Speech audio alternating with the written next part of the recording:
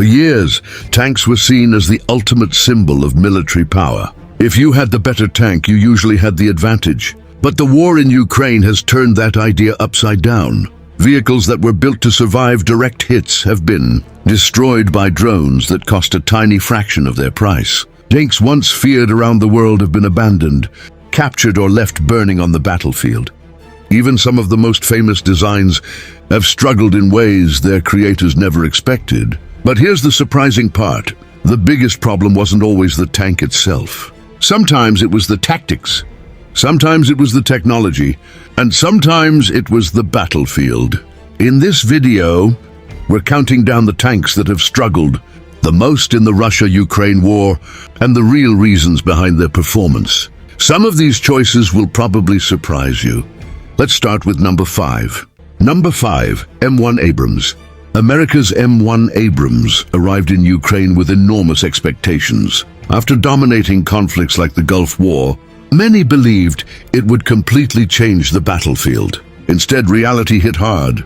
By mid-2025, most of the original Abrams fleet had already been destroyed, damaged, or captured. Russian minefields immobilized the tanks, while Kornet anti-tank missiles and FPV drones repeatedly struck their vulnerable areas.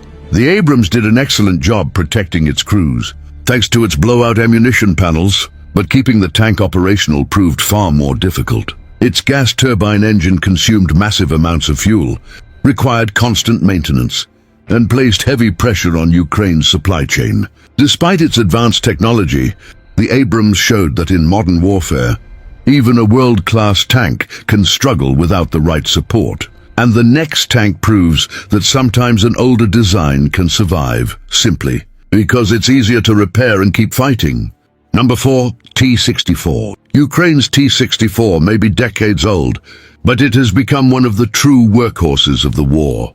When the Soviet Union collapsed, Ukraine inherited thousands of these tanks, and for years they have carried much of the fighting. After non-stop combat, many have been destroyed, worn out, or stripped for spare parts. Yet hundreds continue returning to the battlefield. On paper, the T-64 is badly outmatched. Its aging armor struggles against modern anti-tank weapons, and much of its older ammunition is no match for newer Russian tanks. But war isn't always won by the newest machine. The T-64's biggest strength is logistics. Damaged vehicles can often be repaired inside Ukraine and sent back into combat within weeks. Unlike many Western tanks that depend on imported parts and specialized maintenance, used correctly, the T-64 still provides effective infantry support, destroys fortified positions, and keeps Ukraine's armored forces in the fight. Sometimes the tank that survives isn't the most advanced. It's the one that can get back to the battlefield the fastest. Next, we move to a Soviet relic that many believed should have disappeared decades ago. Yet it keeps showing up on the front lines. Number 3, T-62. Russia's T-62 is one of the oldest tanks still fighting in the Ukraine war, a vehicle first introduced more than 60 years ago. When these tanks began rolling out of storage, many believed Russia had reached the bottom of its reserves. Yet the T-62 kept returning to the battlefield, serving as mobile artillery, defensive bunkers, and sometimes even frontline battle tanks. By modern standards, it's badly outdated. Its armor offers little protection. Its firepower struggles against newer tanks. And its slow speed makes it an easy target for drones and anti-tank missiles. Ironically, one old design feature works in its favor. Unlike later Soviet tanks, the T-62 doesn't use the infamous ammunition carousel. With a human loader instead of an autoloader, a penetrating hit is far less likely to trigger the catastrophic turret explosions seen on newer Russian tanks, giving crews a better chance to escape alive. Russia has added thermal sights, laser rangefinders, and improvised drone cages to keep the aging tank relevant. But no upgrade can hide its age. The T-62 proves that surviving on today's battlefield isn't always about power. Sometimes it's simply about being expendable. But the next tank was supposed to be the Soviet Union's pride, and its performance became one of the biggest disappointments of the war. Number 2, T-80. Russia's T-80 was once considered the Soviet Union's most advanced main battle tank, built for speed, power, and rapid offensives across Europe. On paper, it looked unstoppable. On the battlefield, it became one of Russia's biggest disappointments. Its gas turbine engine gave it incredible acceleration and allowed it to start instantly in freezing conditions. But it also burned fuel at an enormous rate. During the early stages of the invasion, many T-80s were abandoned simply because they ran out of fuel or became stuck before reaching their objectives. Its biggest weakness, however, remained the same deadly ammunition carousel found in other Soviet tank designs. A single penetrating hit could trigger a catastrophic explosion, launching the turret into the air and leaving crews with almost no chance of survival.